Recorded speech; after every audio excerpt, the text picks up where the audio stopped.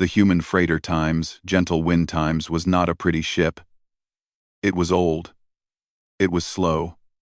The paint was coming off in many places, and sometimes the lights in the hallways would flicker for no reason, but it was a good ship. It had carried cargo across the stars for 20 years, and it had never failed its crew. Today, the ship was docked at Station 14, a big trading post where many species came to do business. The captain had allowed a Valari diplomat to come aboard with her 3 cubs while she attended important meetings. It was supposed to be a simple arrangement. The cubs would stay in the guest room. They would be quiet. They would not cause any trouble. That was the plan. But cubs, no matter what species they belonged to, rarely followed plans. The 3 Valari cubs were small, about the size of human children who were 5 or 6 years old. But they did not look like human children. Their skin was a soft blue color, like the sky on a clear morning. They had 4 arms instead of 2, and their eyes were large and round, glowing faintly with a golden light. Their ears were long and pointed, and they twitched whenever they heard a new sound. The oldest cub was named Kira. She was brave and curious, always the first to explore new places. The middle cub was named Tomi. He was quiet and thoughtful, always watching and learning. The youngest cub was named Lumi. She was playful and silly, always looking for something fun to do. Their mother, Ambassador Villani, had told them very clearly before she left. Stay in the guest room. Do not touch anything. Do not go anywhere. I will be back in 3 hours. The cubs had nodded their heads. They had promised to be good. And for the first 30 minutes, they were. But then Lumi got bored. This room is so small, she complained, pressing her face against the window. Outside, she could see the long hallways of the ship stretching in both directions. I want to see more. Mother said to stay here. Tomi reminded her. He was sitting on the bed, looking at a picture book that the humans had left for them. The pictures showed strange earth animals. He found them very interesting. Mother is not here, Lumi pointed out. Kira was standing by the door. She had been staring at it for several minutes. The door was not locked. The humans trusted them. They believed that the cubs would follow the rules. Maybe we can just look, Kira said slowly. Tomi closed his book. He knew that once Kira made up her mind, there was no stopping her. And if Kira went, Lumi would follow. And if both his sisters went, he could not stay behind alone. Fine, he said with a sigh. But only for a few minutes. Kira pressed the button, and the door slid open with a soft hiss. The hallway beyond was empty. The lights hummed quietly above them. The floor was made of metal, and their small feet made soft tapping sounds as they stepped outside. This way, Kira whispered, pointing to the left. I saw a human go this way earlier. Maybe we can find something interesting. They walked slowly, staying close to the wall. Every few steps, they would stop and listen. But the ship was quiet. Most of the crew was busy with repairs or resting in their rooms. No one was watching the hallways. After a few minutes, they came to a large door. It was bigger than the other doors they had seen. A sign above it said, Cargo Hold 3, in human letters. The cubs could not read human writing, but they could tell this room was important. Should we go inside? Lumi asked, her eyes wide with excitement. Just a quick look, Kira said. She pressed the button, and the door opened. The cargo hold was huge. It was bigger than anything the cubs had ever seen.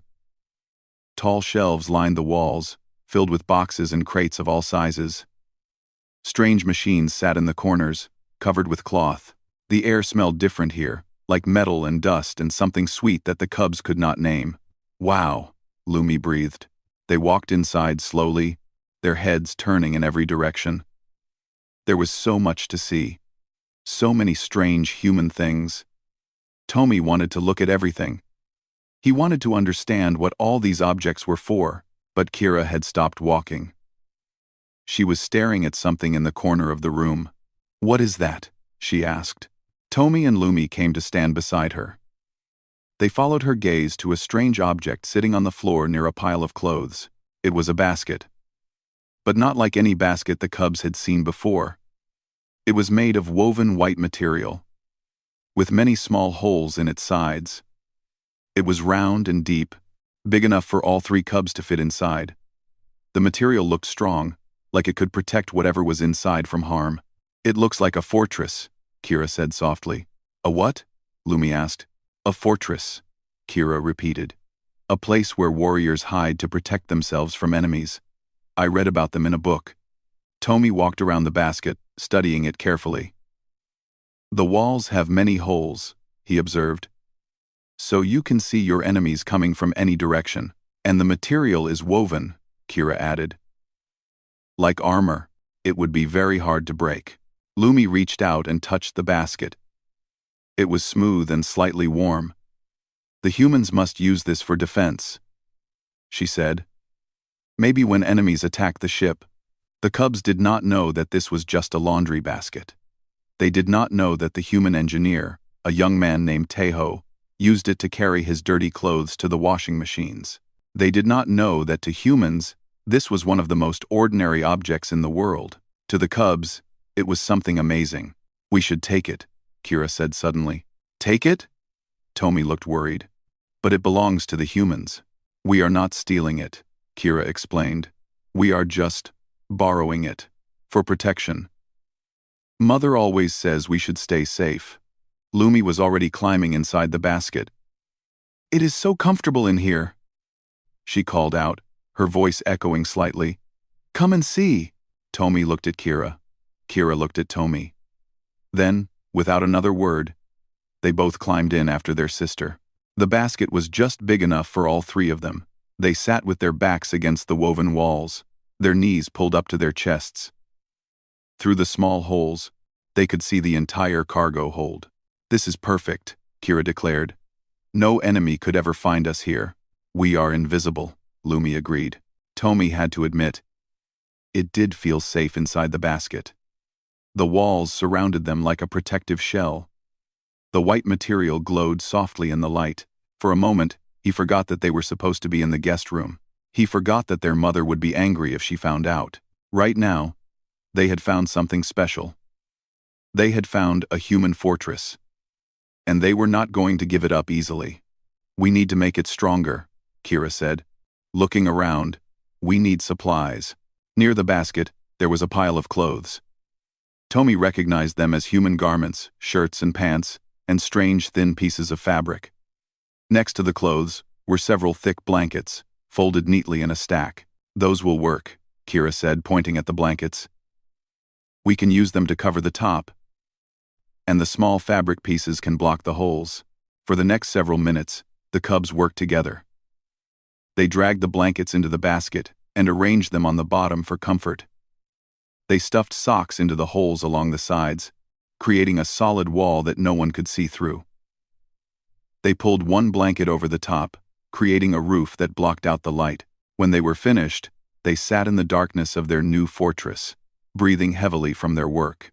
"It is done," Kira announced proudly. "It is beautiful," Lumi said. "It is very warm," Tomi added. He was starting to sweat a little, but he did not want to complain.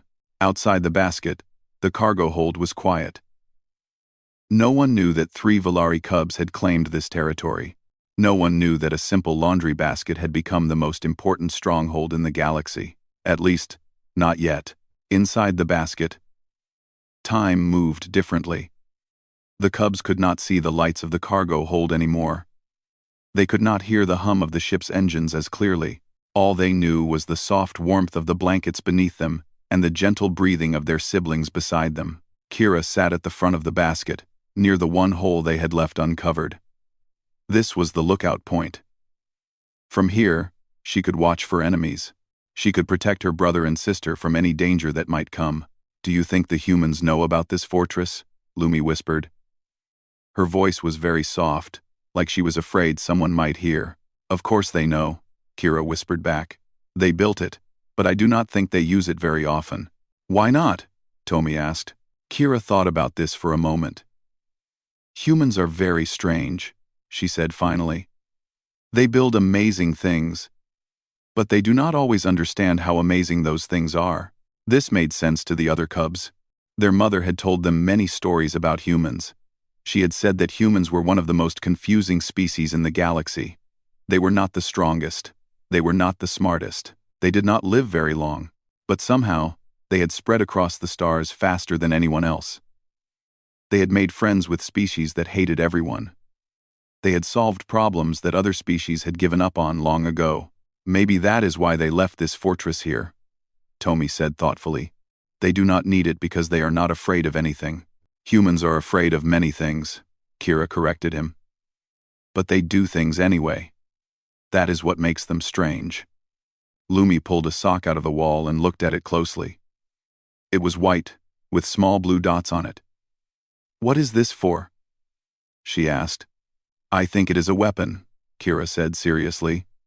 See how it is shaped? You could put something inside it and swing it at your enemies. Tomi took the sock from Lumi and examined it. It is very soft, he said. Maybe it is for protection. You wear it over your hands to keep them safe. Or your head, Lumi suggested. She put the sock on top of her head like a hat. It flopped down over one of her ears. How do I look? Like a warrior, Kira said with a small smile.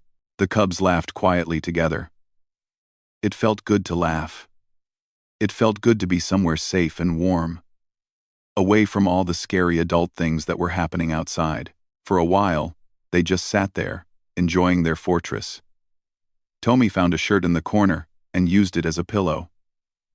Lumi made a small nest out of socks and curled up inside it. Kira kept watch at the lookout point, her golden eyes scanning the darkness for any movement. But then they heard footsteps. The sound was heavy and slow, like someone big was walking toward them. The cubs froze. Their ears twitched toward the sound. Through the lookout hole, Kira could see a shadow moving across the floor of the cargo hold. Someone is coming, she whispered urgently. Tomi sat up straight. Lumi stopped playing with her sock nest. All three cubs pressed their backs against the wall of the basket, trying to make themselves as small as possible. The footsteps got closer and closer. And then they stopped. Kira held her breath.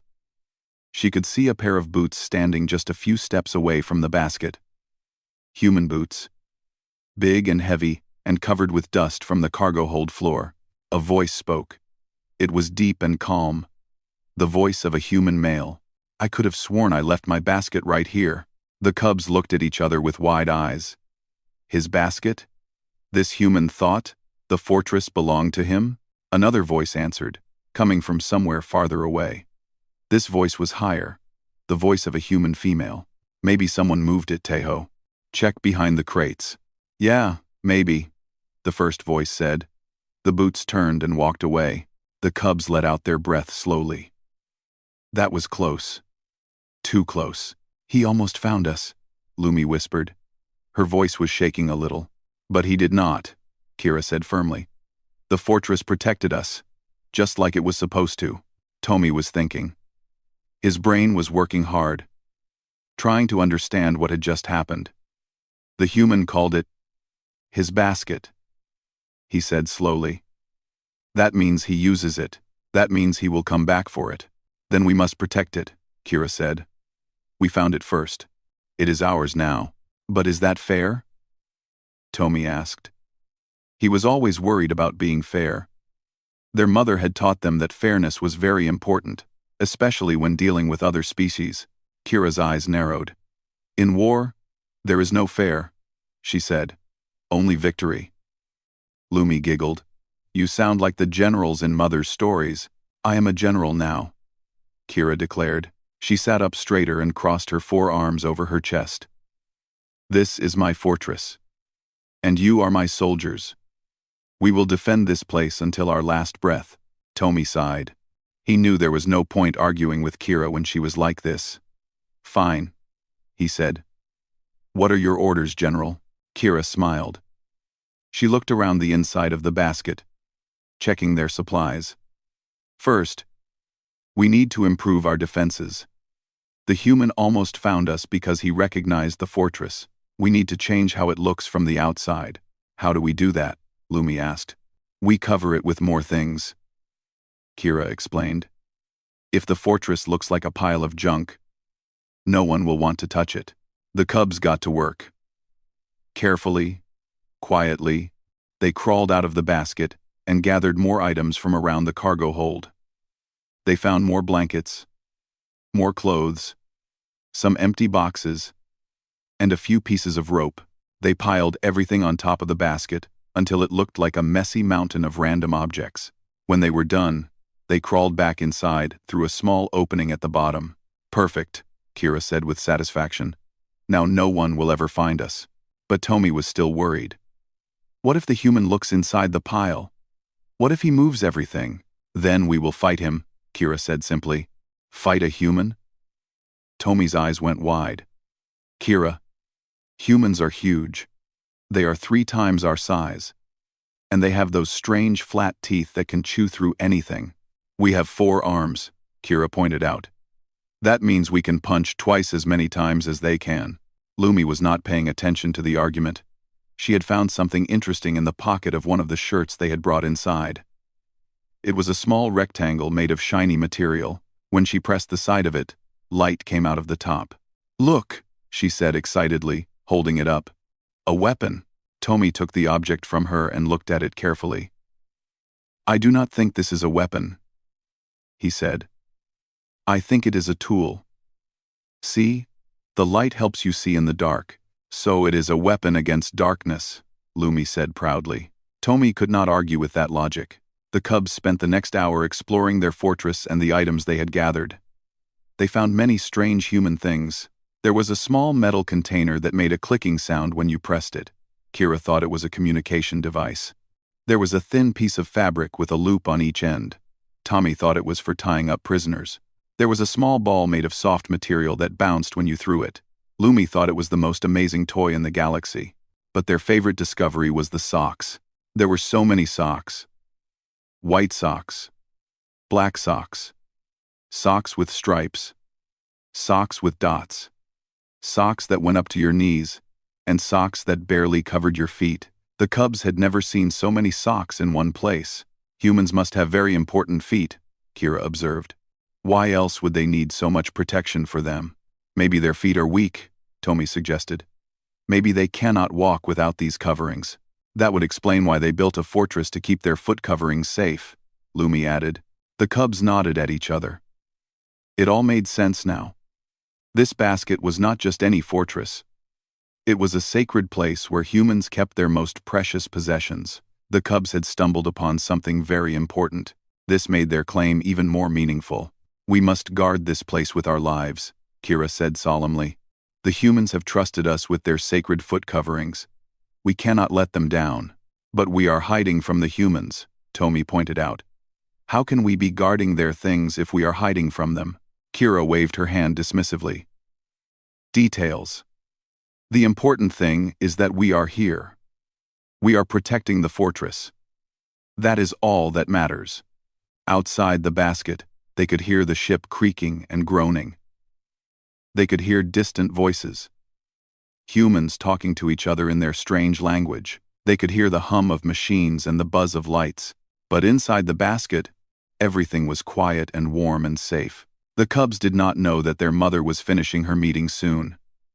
They did not know that the crew of the ship was starting to wonder where they were. They did not know that in just a short while, their peaceful fortress would have its first visitor. For now, they were content. They had found something special. They had claimed it as their own. And they would not give it up without a fight. Kira sat at the lookout point, her eyes glowing in the darkness. Tomi organized their supplies into neat piles. Lumi played with the bouncing ball, throwing it against the wall and catching it with all 4 hands. They were cubs. They were soldiers. They were the defenders of the sacred fortress. And the day was only beginning. Hana was having a good day. The ship was running smoothly. The cargo was secure. The diplomatic meeting was going well, according to the messages from the station. All she had to do now was enjoy her lunch break in peace. She walked through the hallways with a small container of food in her hands. It was nothing special, just rice and vegetables and a little bit of meat. But it was warm, and it smelled good, and that was enough for her. Hana was the pilot of the gentle wind. She had been flying ships since she was 18 years old, And now, at 32, she could not imagine doing anything else. She loved the feeling of being in control. She loved the stars. She loved the quiet moments between destinations when there was nothing to do but watch the universe go by. She also loved finding quiet places to eat her lunch. The cargo hold was usually empty at this time of day. The crew was busy with other things, and no one really needed to check on the cargo until it was time to unload. It was the perfect place for a peaceful meal. But when Hana opened the door to cargo hold 3, she knew immediately that something was wrong. There was a pile of junk in the corner. That was not supposed to be there. Taeho was usually very organized. He never left things lying around like this. Blankets, clothes, boxes, all stacked on top of each other in a messy mountain. Hana walked closer, her eyes narrowing with curiosity. And then she heard a sound. It was soft, barely louder than a whisper.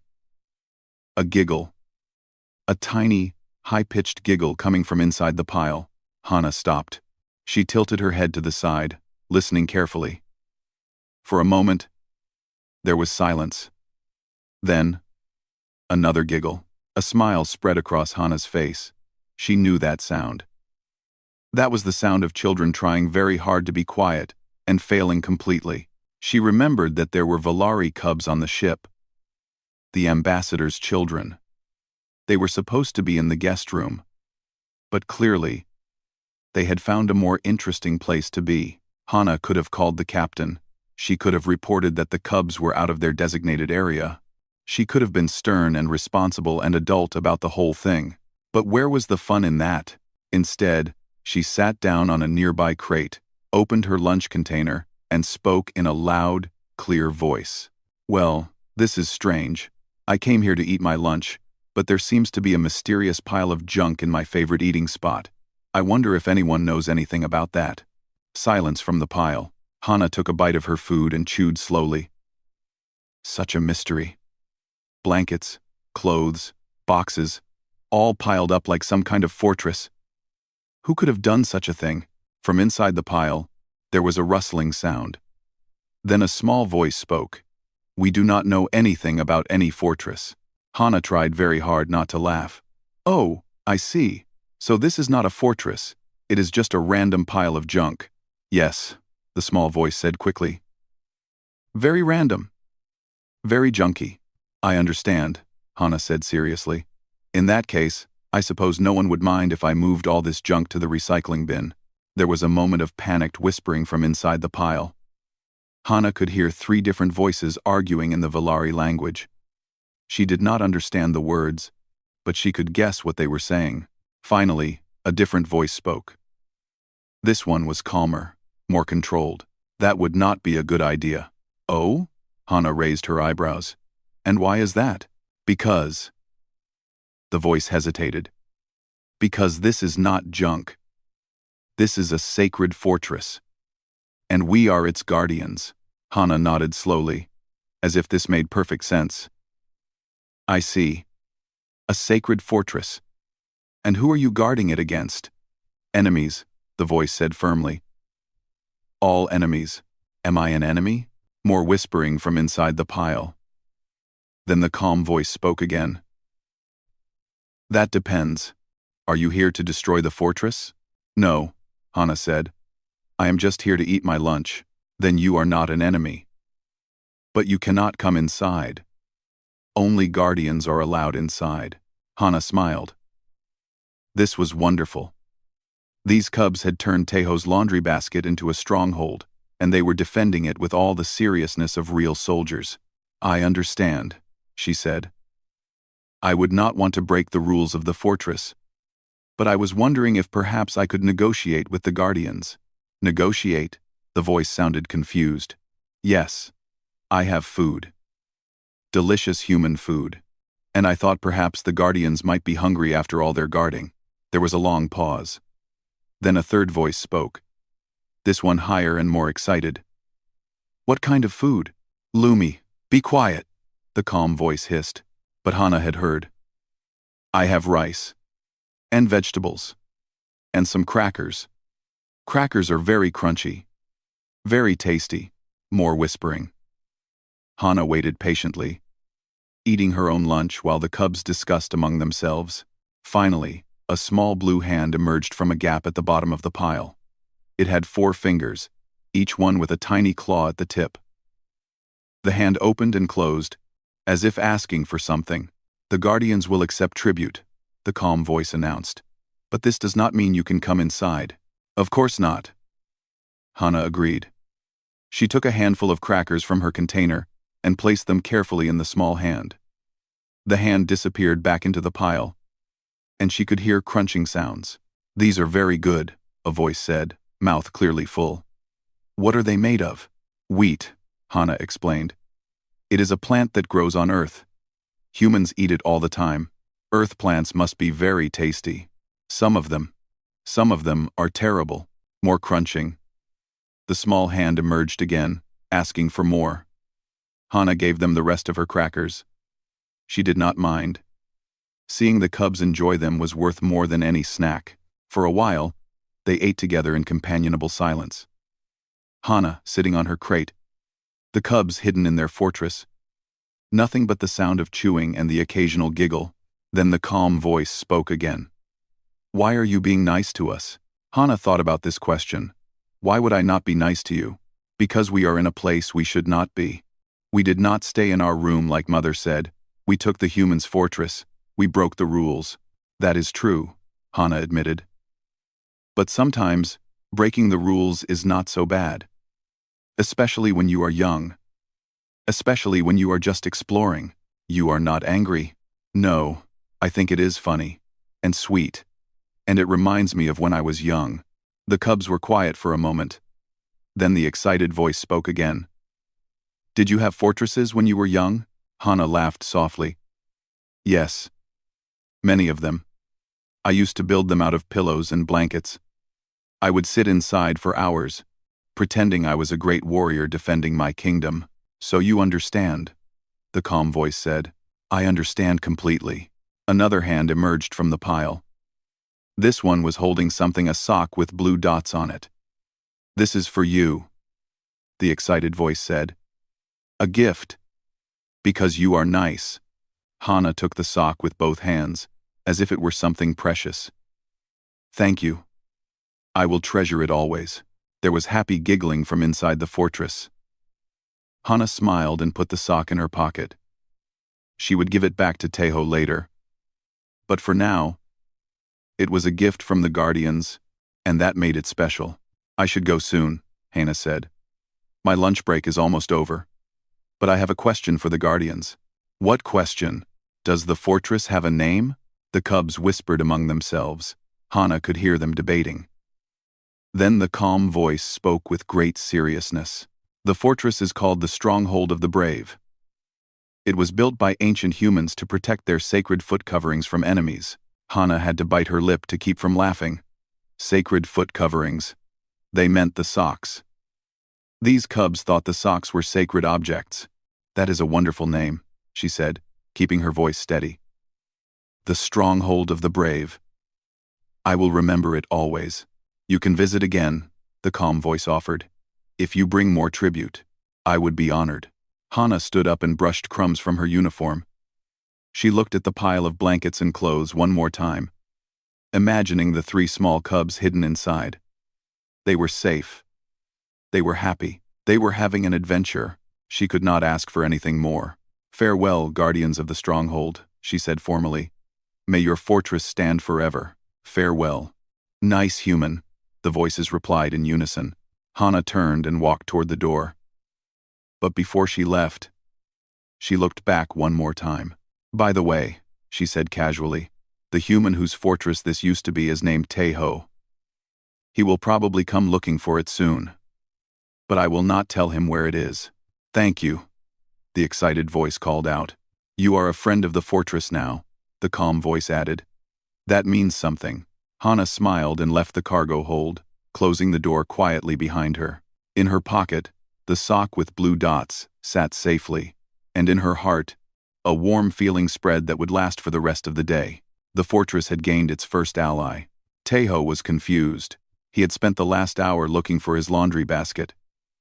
He had checked the washing room. He had checked his quarters. He had checked the storage closets and the maintenance shafts, and even the bridge, just in case someone had moved it there as a joke. Nothing. The basket had disappeared. This was very strange. Laundry baskets did not just vanish. They were not valuable enough to steal. They were not interesting enough to borrow. They were just baskets, meant to hold dirty clothes and nothing more. Tejo was a practical man.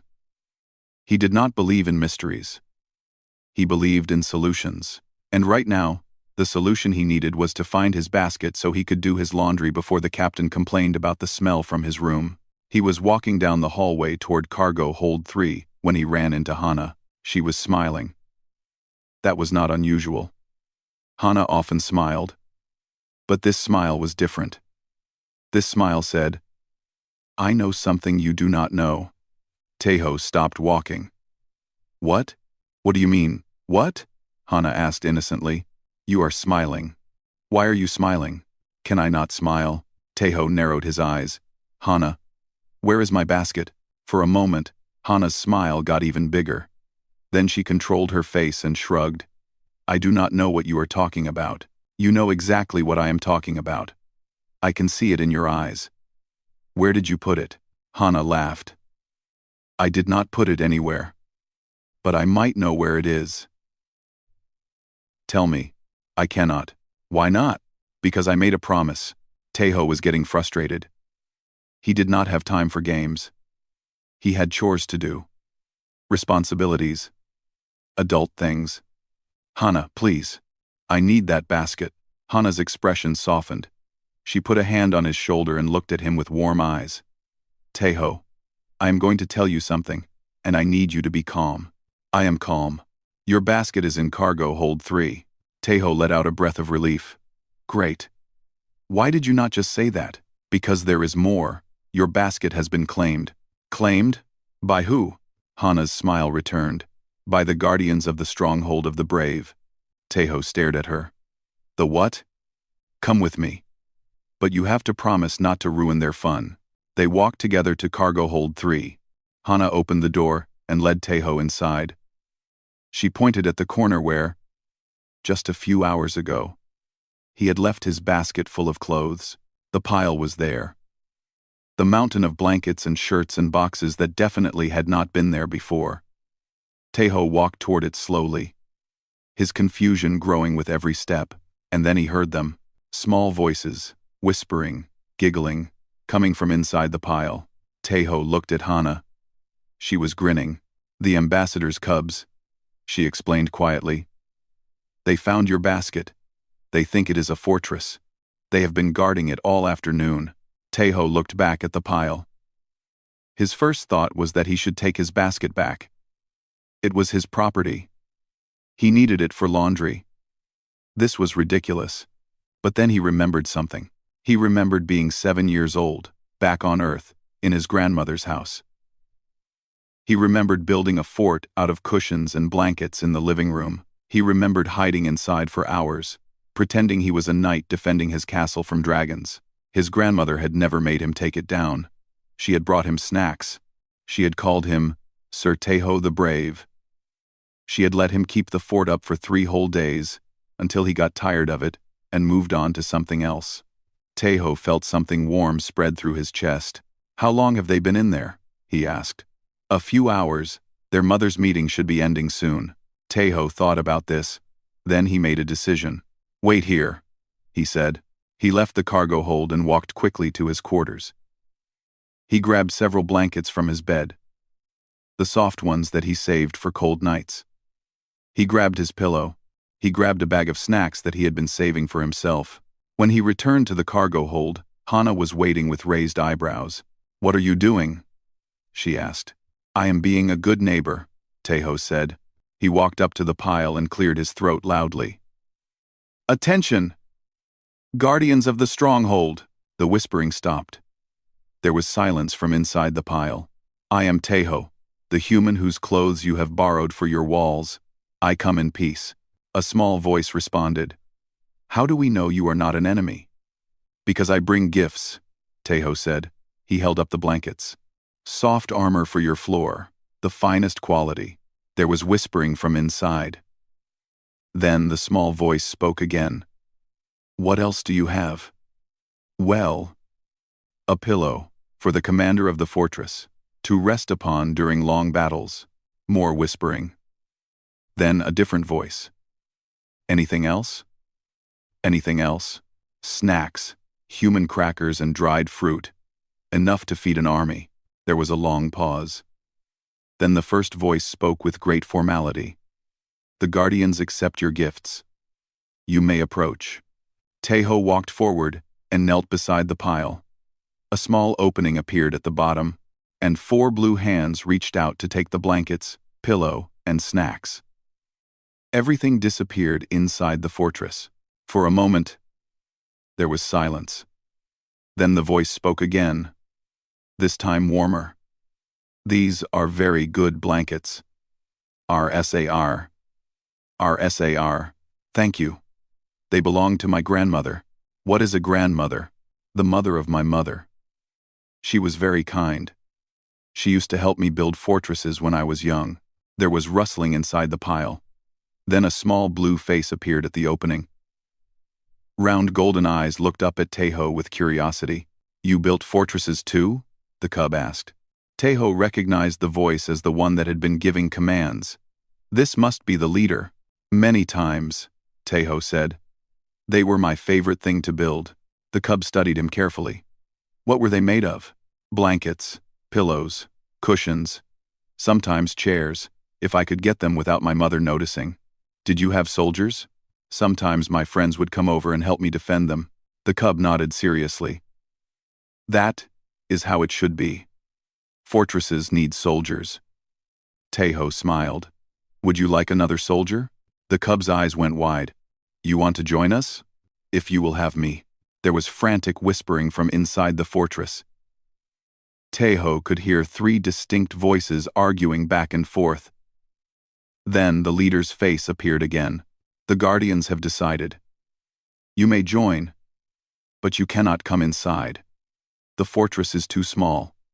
Instead, you will be our royal guard. You will protect us from outside." Tejo placed his hand over his heart. "I would be honored to serve." The cub smiled. It was a big, bright smile that showed tiny white teeth. "What is your title?" "Royal Guard?" Tejo thought for a moment. "Sir Tejo the Brave. That is what my grandmother used to call me." "Sir Tejo the Brave," the cub repeated. "That is a good name. I am General Kira. These are my soldiers, Tomi and Lumi." "It is an honor to meet you, General Kira." And soldiers Tomi and Lumi. 2 more faces appeared at the opening. One looked serious and thoughtful. The other was grinning widely, crumbs from the crackers still on her cheeks. "Hello, Sir Tejo," the grinning one said. "Your snacks are very good." "Lumi, be professional," Kira scolded. But she was smiling too. Tejo looked at the 3 cubs, hidden in their fortress of blankets and socks, and he felt something he had not felt in a long time. Joy. Pure, simple joy. The kind that came from playing pretend, from being part of something silly and wonderful. He sat down on the floor, crossing his legs, and leaned against a nearby crate. "So, Royal Guard, what are my duties?" "You must watch for enemies," Kira explained. "If anyone tries to attack the fortress, you must stop them. And if they get past me, then we will fight them together, with our 4 arms." Tejo nodded seriously. "That is a good plan. 4 arms against 2. The math is in your favor." Kira beamed with pride. "I thought of it myself." For the next hour, Tejo sat guard outside the fortress. He watched the door. He listened for footsteps. He reported every sound to General Kira, who responded with orders and strategies. Hana came back with more snacks.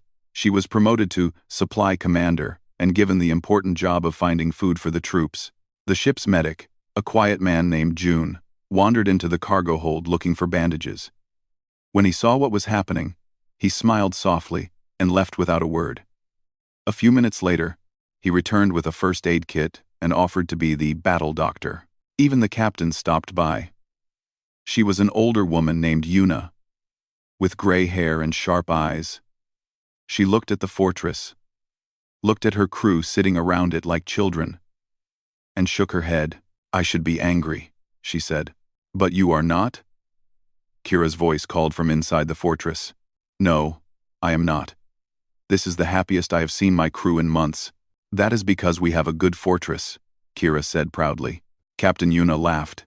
It was a real laugh, deep and full. "Yes, you certainly do." She knelt down beside the opening and looked inside. "General Kira, I presume?" "Yes, Captain Human. I wanted to tell you that your mother's meeting is almost finished. She will be coming to collect you soon." Inside the fortress, there was a moment of silence. Then Kira's voice came again. Smaller this time. "Already? I am afraid so." Another pause. Then, very quietly, "Can we stay a little longer?"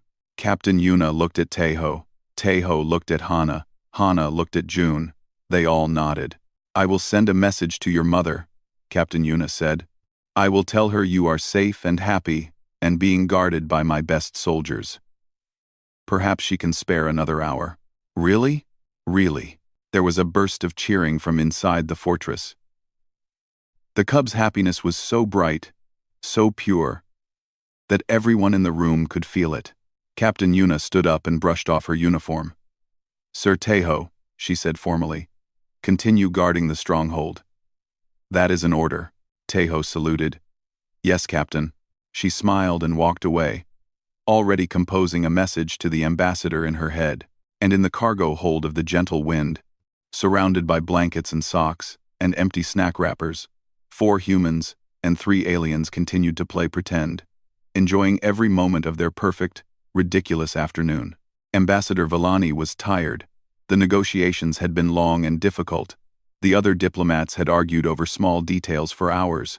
By the end of it, she had a headache and a deep desire to see her children. She walked through the station quickly, her long robes flowing behind her. The human freighter was docked at Bay 7, and she could see it through the windows as she approached. It looked old and worn, not like the sleek Valari ships she was used to, but her cubs were inside. That was all that mattered. When she reached the ship, Captain Yuna was waiting at the airlock. The human woman was smiling in a strange way, like she knew a secret. "Ambassador Villani," she said with a small bow. "Welcome back. I hope your negotiations went well." "Well enough," Villani replied. "Where are my children?" "They are safe. More than safe, actually. They have had quite an adventure." Villani's ears twitched with concern. "What kind of adventure?" "Nothing dangerous, I promise. But perhaps it is better if you see for yourself." Captain Yuna led her through the hallways of the ship. They passed crew members who nodded respectfully. They passed rooms filled with equipment and supplies. Finally, they stopped at a large door marked Cargo Hold 3. "They are inside," Captain Yuna said. "But before you go in, I want you to know something." "What?" "Your children are wonderful. They brought joy to my crew today. Whatever they did, please do not be too angry with them." Villani did not know what to think. She pushed the button, and the door slid open. The cargo hold was different from what she expected. In the corner, there was a large pile of blankets and clothes and boxes. Around the pile sat 4 humans, all in various positions. One was lying on the floor with a pillow. Another was sitting cross-legged with a bag of snacks. A third was leaning against a crate, eyes half closed. The fourth, an older woman, was reading something on a tablet. And from inside the pile came familiar voices. "General Kira, the enemy has been spotted. All soldiers, prepare for battle. I want more crackers." Villani stared. Her children were inside that pile. Her children had turned a human cargo hold into some kind of fortress. "What is happening here?" she asked. Everyone in the room turned to look at her. The humans scrambled to their feet. The pile rustled, and 3 small blue faces appeared at an opening near the bottom. "Mother," Lumi cried. She started to crawl out of the pile, but Kira grabbed her arm. "Wait," Kira said. "We must explain." Villani crossed her arms over her chest, all 4 of them. "Yes, I think you must." Kira climbed out of the fortress slowly, followed by Tomi and Lumi. They stood in a line in front of their mother, heads bowed, looking very small and very guilty. "We did not stay in our room," Kira admitted. "I can see that. We found this place. And we found the fortress. And we—" Kira glanced back at the pile of blankets. "We claimed it." Villani looked at the pile. "You claimed a pile of human laundry?" "It is not laundry," Lumi protested. "It is a fortress. A sacred stronghold where humans keep their precious foot coverings." Villani blinked. "Their what?" "Socks," Tejo explained helpfully. "They mean socks." Villani turned to look at the human who had spoken. He was young, with messy hair and kind eyes. He did not look angry. In fact, he looked like he was trying very hard not to laugh. "Your children found my laundry basket," he continued. "They thought it was a defensive structure. They have been guarding it all day." "And you let them?" Tejo shrugged. "It was more fun than doing laundry." Villani did not know whether to be angry or amused. Her children had broken the rules. They had wandered where they should not have wandered. They had taken something that did not belong to them, but they had also made friends. They had played. They had been happy. She looked at her cubs, standing there with their heads bowed. Kira was trying to look brave. Tomi was trying to look sorry. Lumi was still glancing back at the fortress, like she wanted to run back inside. A memory came to Villani. A memory of being young, long ago, on her home world. She had done something similar once. She had built a castle out of her mother's formal robes and declared herself queen of the household.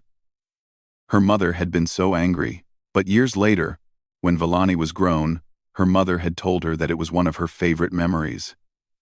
"You were so serious," she had said. "So determined. I knew then that you would do great things." Villani sighed. "Show me this fortress." The cubs looked up with surprise. "What? Show me. I want to see what you have built." Kira's face lit up. She grabbed her mother's hand and pulled her toward the pile. "Come. I will give you a tour." For the next several minutes, the cubs showed their mother everything. They showed her the walls made of blankets. They showed her the holes plugged with socks. They showed her the small light-making tool and the bouncing ball and all the other treasures they had found. Villani crawled inside the fortress and sat in the darkness with her children. It was warm and soft and surprisingly comfortable. Through the small gaps in the fabric, she could see the cargo hold outside, where the humans waited patiently. "It is good," she said finally. "You have built something good." The cubs hugged her with all their arms. 8 small arms wrapped around her body, squeezing tight. "Are you angry?" Tomi asked. "A little. You broke the rules. We will talk about that later.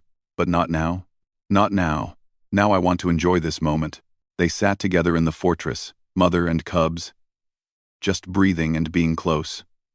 Outside, the humans talked quietly among themselves, giving the family their privacy. After a while, Villani spoke again. "We have to go soon. My meetings are over. Our ship is waiting." "I know," Kira said sadly. "But before we go, I want to thank these humans. They took care of you. They played with you.